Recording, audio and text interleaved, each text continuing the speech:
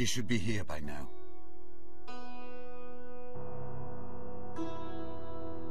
Bien.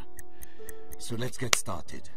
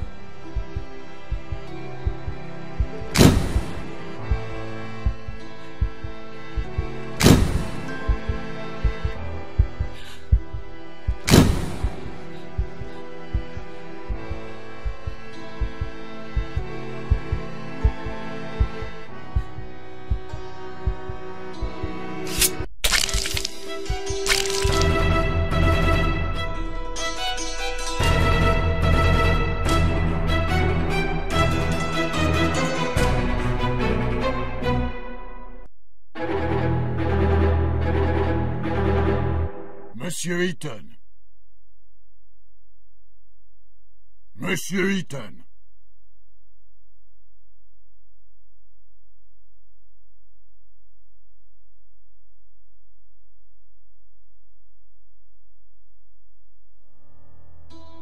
Monsieur Eaton, I'm talking to you. I'm sorry, Monsieur le Président. I was thinking. Do you understand the indictment? Sorry, but I have to ask the prosecutor to repeat.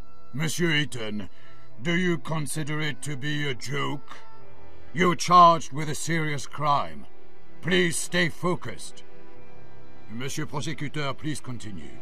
As I said, I accuse Alfred Eaton of murdering Marie Capet on the 17th of October 1894 in Paris. That day, Alfred Eaton was at the theatrical premiere of Prométhée, Vol du Feu, which took place at Opéra Garnier.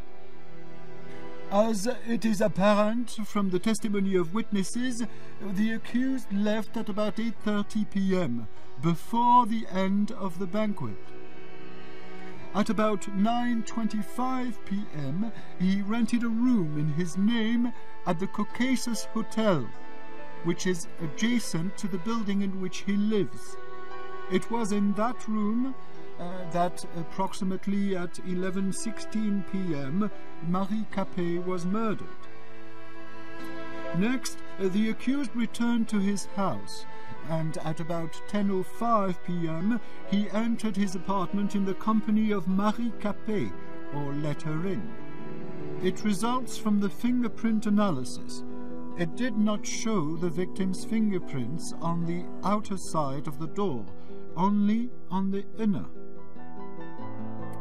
Alfred Eaton, by means of deception or threats, led the victim to his secret workshop, which is located on the first floor of his apartment. The police report did not indicate any signs of struggle or resistance.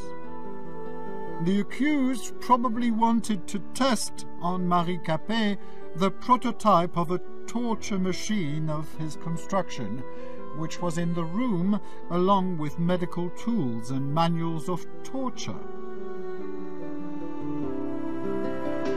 When Marie Capet realized what the accused intended to do, she grabbed a metal rod lying in the room and hit the accused on the head, which caused a real threat to his life and, according to doctors, may have caused unconsciousness.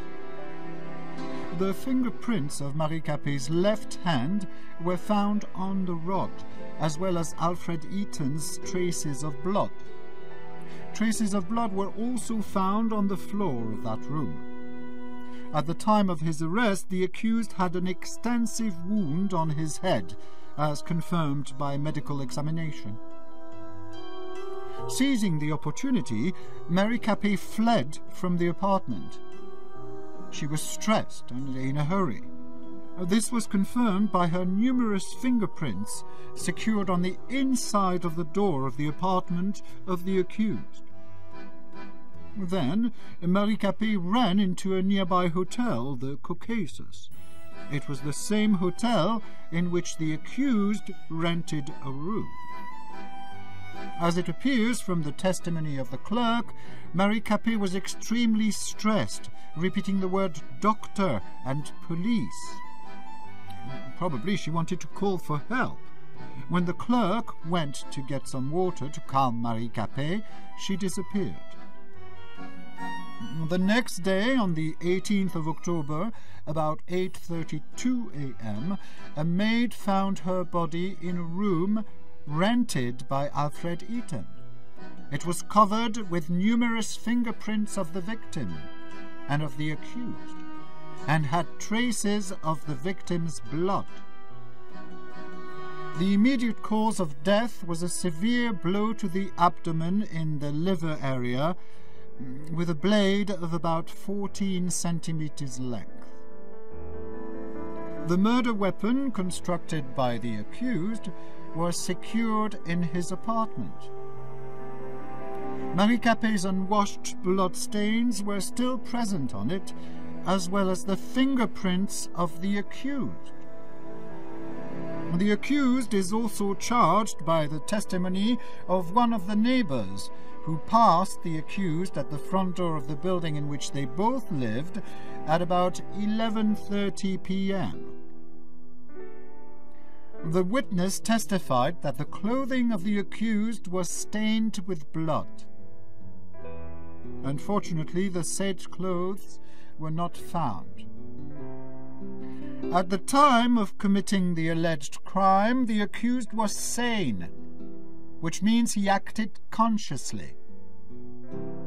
For committed crimes, the accused shall be liable to life imprisonment or the death penalty.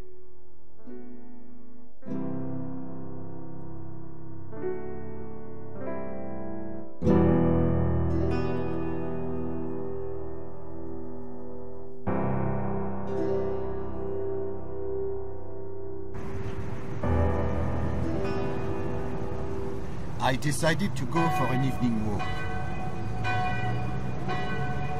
For a moment, I do not recall that moment.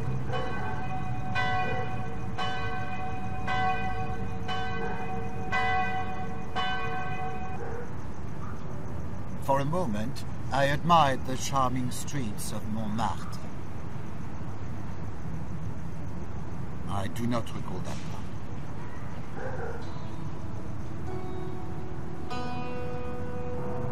I opened the gate. I opened the door and walked into the Caucasus Hotel.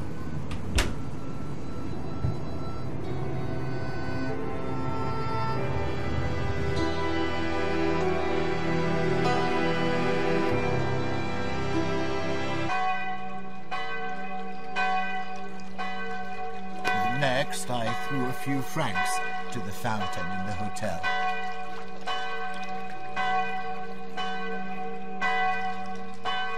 Then I called the elevator.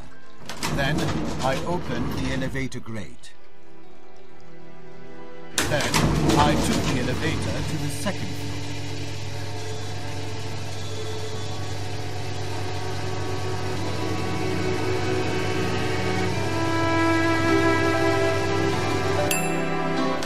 I opened the elevator grate.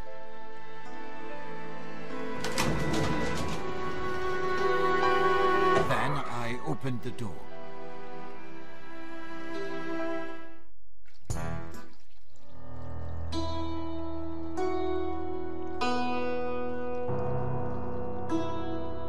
I tried the door handle to the hotel room, but it was closed. Why did you try to open the door to someone else's room? Honestly, I do not know, Monsieur le Président. I guess I was just curious if it would be opened. Well, please continue your testimony. I tried to open the door to the hotel room, but it was closed. Why did you try to open the door to someone else's room? Honestly, I do not know, Monsieur le Président. I guess I was just curious if it would be opened. Well, please continue your testimony. I tried the door handle to the hotel room, but it was closed. Why did you try to open the door to someone else's room? Honestly, I do not know, Monsieur le Président. I guess I was just curious if it would be opened. Well, please continue your testimony.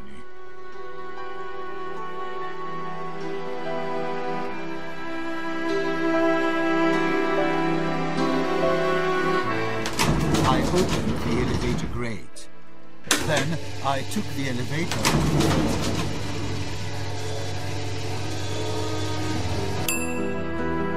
Then I opened the elevator grate.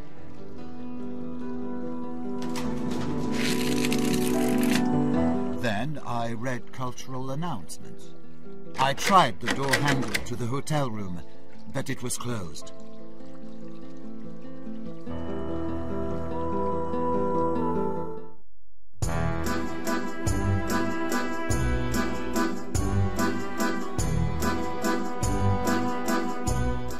I tried to open the door to the hotel room, but it was... I opened the elevator grate. I took the elevator to the second floor. Then I opened the elevator grate.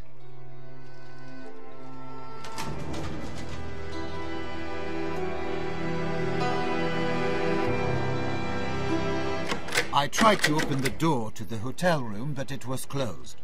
Why did you try to open the door to someone else's room? Honestly, I do not know, Monsieur le Président. I guess I was just curious if it would be opened.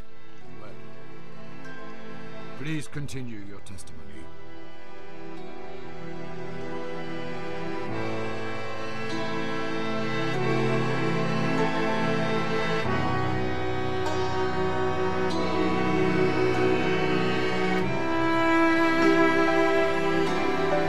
I examined the historic tableware.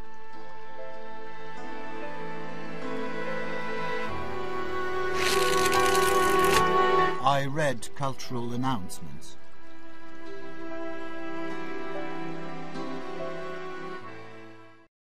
Closed doors, I'm a fool for your love.